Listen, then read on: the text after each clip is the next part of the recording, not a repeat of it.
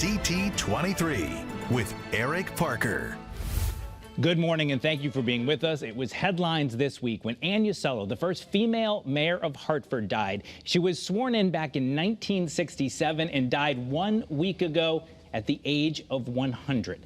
At the time when she was elected, she was the first female mayor, not just of Hartford, but of any U.S. capital or any major U.S. city. Paul Pirrotta wrote the Exceptional Miss Uccello. He joins us. He's got the book. Paul, thank you for being with us. My pleasure.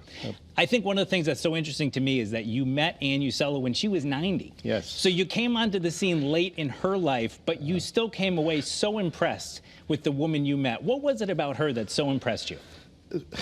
You know, sometimes it's difficult to explain why some people click, but she and I clicked immediately. The fact perhaps that I come from the same hometown in Sicily as her parents may have had something to do with it.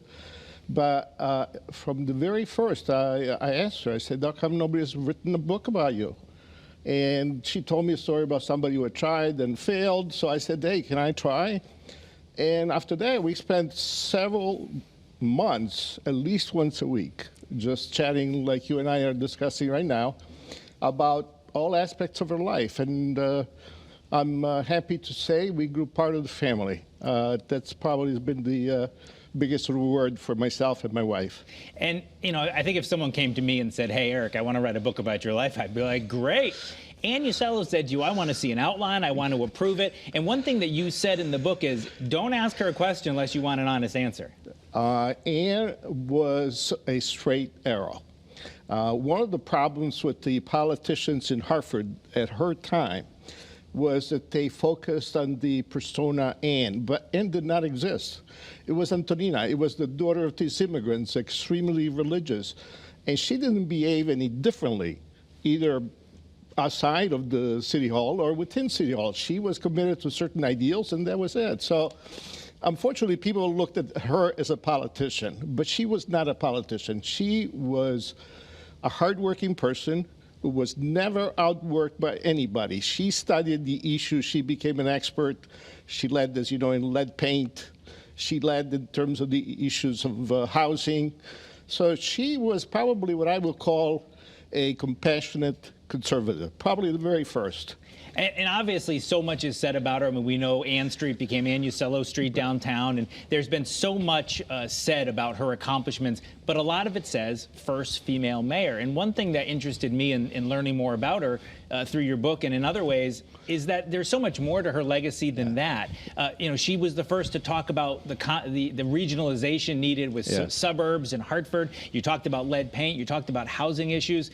Do you think she would want people to always have the lead of the story, say first female mayor, or would she want other accomplishments? You know, she herself, in the older age, started to ask herself, what did I accomplish? And the answer came to her in the form of a letter from a friend. The lady was Italian-American as well. And she basically said in the letter, to summarize, that my father would have never allowed me to go to school, go to college, and have a career unless and until he saw you performing the way you did. So the impact, I think, is for the ladies, and the women movement, you know, was tremendous. And she did it her way. I told the story of a ride in the elevator with a fellow Democrat from the council, who, for some reason, they were discussing, and he basically said to her, well, we knew you were pretty. We didn't realize you have a brain.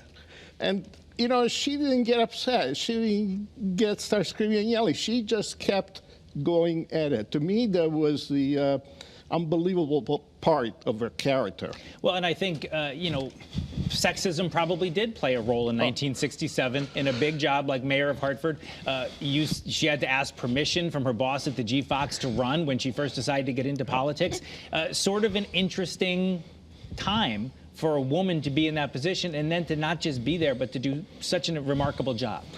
Absolutely. Her parents started from the very beginning, very early age, to instill in all their daughters that they could accomplish anything they set their mind to. And again, that was very different for those days. When she went to St. Joseph College, which back then was an all-women college, she got the same message. And then when she went to work for Mrs. Auerbach, a tremendous business leader, she also got the same message.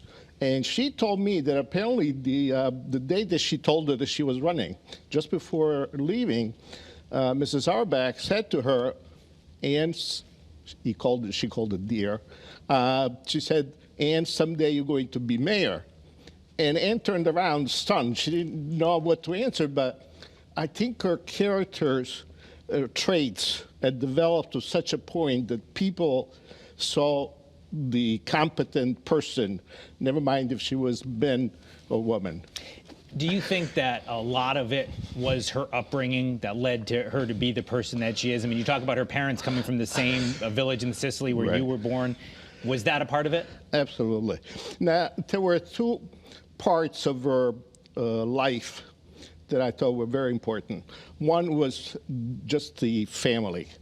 The father had studied to be a priest. He was extremely religious. Every day, mass at 6 a.m. before he went to work as a shoemaker. And all the daughters and the mothers were the same way. And until just a few months ago, before she became ill, she would start a day watching 8 a.m. mass on television. So that was clearly one factor. And the other factor, I tell the story about there were 6 women in the house and then the father. They lived in a 3-room bedroom apartment with 1 bathroom.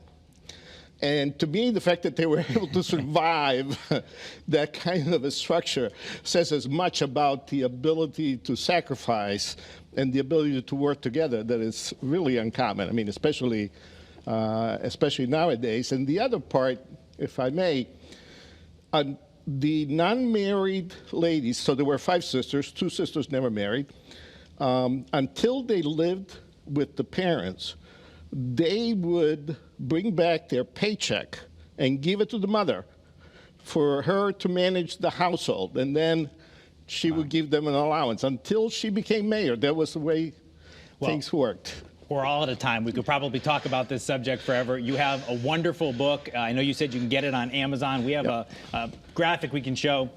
If you go on Amazon, check it out. If you're Hartford, born and raised, or maybe even new here, and you want to learn about the history, a wonderful look at a woman who was very much a part of that history. Paul Pirrotta, thank you very much for being with us here on CT23. Thank you, Eric. I appreciate it. Thank you for being with us.